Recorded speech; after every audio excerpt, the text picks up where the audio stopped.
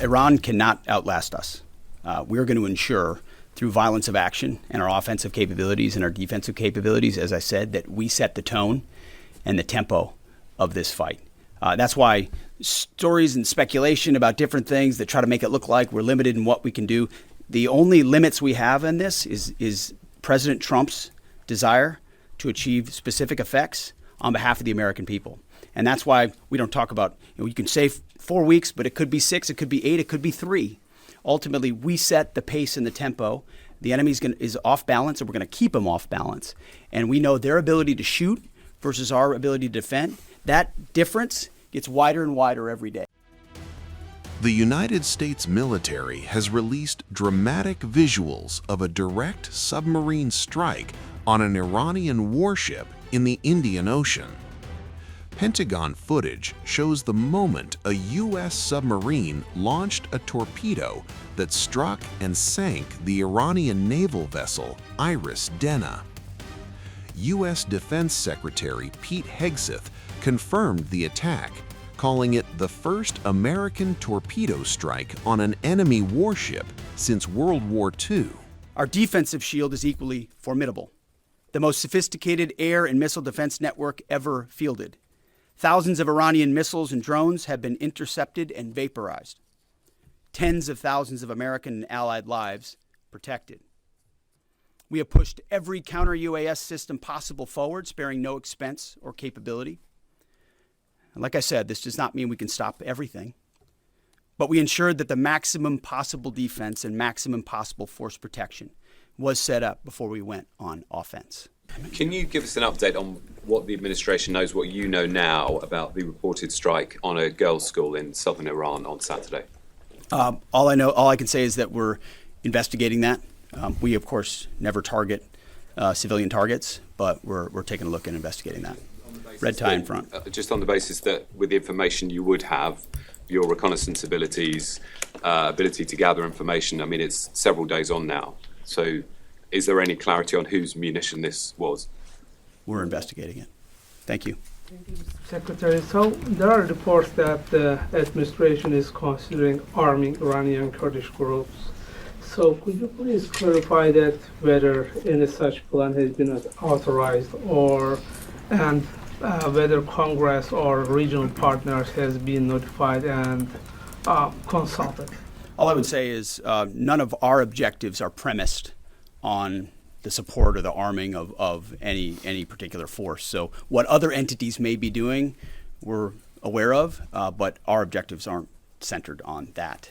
Green. Given comments that the U.S. forces might be deployed if necessary, under what specific conditions would you determine that deploying U.S. boots on the ground is necessary, and how would such a decision support and advance your stated strategic goals?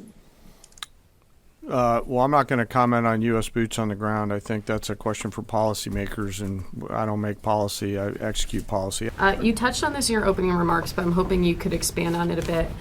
It's been reported that Iran might be trying to outlast our ability to intercept their missiles. It sounds like you guys are saying they don't have the ability to do so. Is that the case? Can they outlast us in their ability to do that?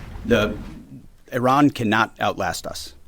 We're going to ensure through violence of action and our offensive capabilities and our defensive capabilities, as I said, that we set the tone and the tempo of this fight.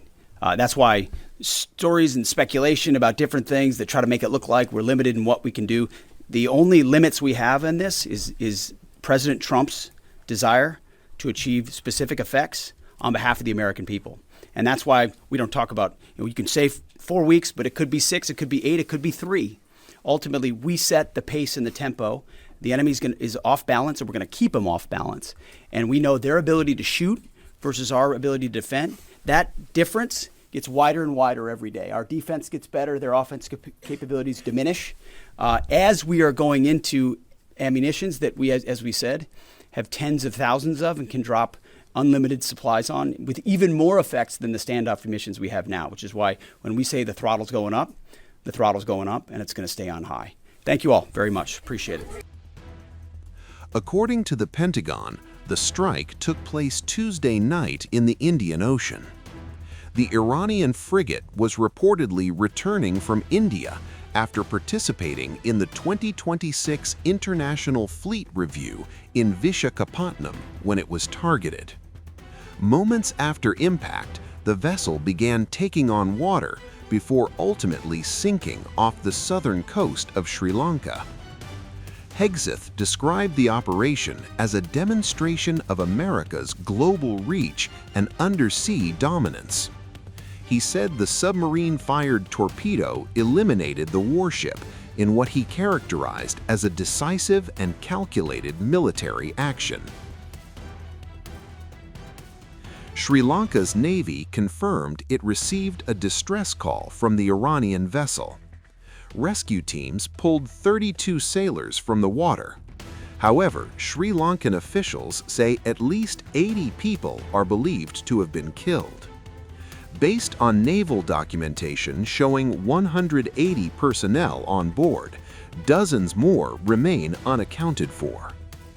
As U.S. and Israeli strikes intensify across the region, the sinking of the IRIS Dena signals a new and dangerous phase in the war.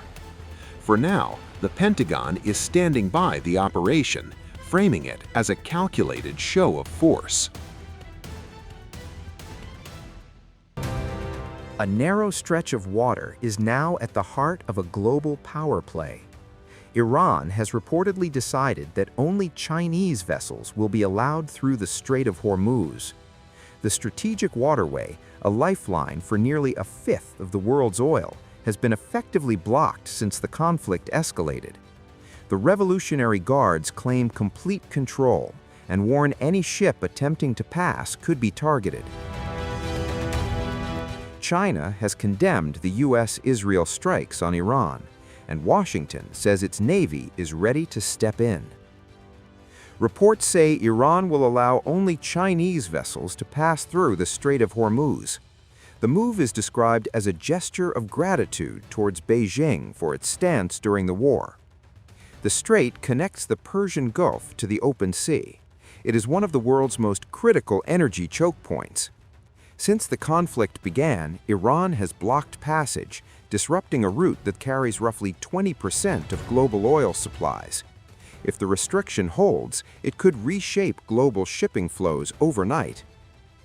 Iran's Islamic Revolutionary Guards Corps says it now has complete control over the strait.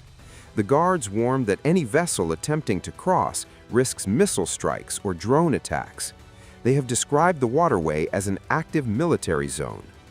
Countries such as the United Arab Emirates and Qatar rely on the strait for access to global markets. With the route blocked, energy shipments to Asia face uncertainty. Markets are watching closely for signs of prolonged disruption. Beijing has strongly criticized the U.S. and Israeli airstrikes on Iran.